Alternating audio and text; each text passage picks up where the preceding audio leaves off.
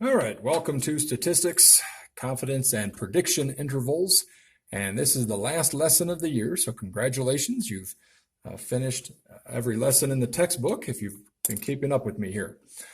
This is the information we had from the previous lesson, and we're not going to put all this back into our TI like we did, because all we're going to be interested in is this equation. So copy the equation down right now. Pause the video.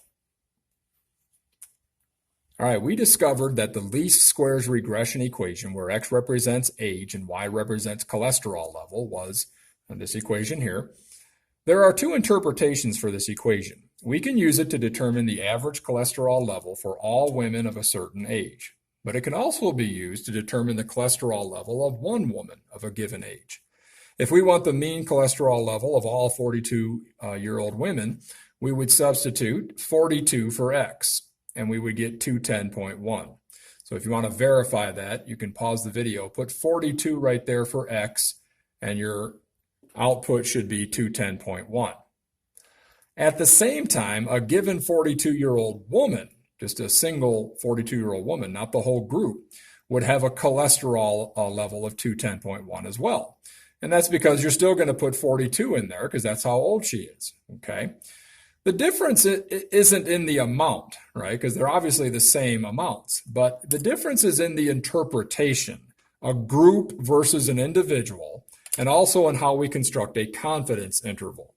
So copy this down right here. Pause the video. Okay, and as you can see in what you copied down, you're looking at confidence interval for a mean or an average the group, the average of a group, versus what we call a prediction interval for an individual, the single 42-year-old. Now, like I wrote down here, the TI-84 does not have the capability to construct these types of intervals. You're going to have to do these by hand. So here's the first formula to copy down. Pause the video and copy this. All right, now, remember, you're looking at a lower and upper bound by, the lower one would be subtracting, the upper bound would be adding, okay? And the only thing that's new, you've seen all this before if you've been keeping up with the previous lessons, there is this idea of x star. Well, x star is just the given value of the explanatory variable.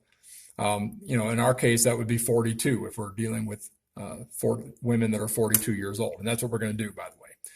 If you can do this on your own, please do. I'm going to show you the answers down here, okay? But before you do, try it on your own. Let me run you through a few things here. Construct a 95% confidence interval for the mean total cholesterol of all 42-year-old women based on data from our doctor's 42 female patients. Okay, so obviously you're going to need y hat. Well, x is 42.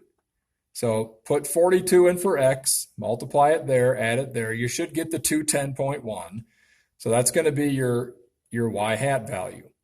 You're going to add it to, all of this is multiplying. So you're looking at the t sub alpha 2 multiplied by s sub e there, or sub epsilon there. And then times the square root of 1 over n, all that. So it's all multiplying there. Now, you have all the information on the screen. You have the s sub e right there, the 19.48. You have the x bar right there. This number here, the x star is 42. The only one you don't have is the t sub alpha 2. Now, since we're dealing with a 95% confidence level, you're looking at 0.05 divided by 2. Your alpha level would be 0.05.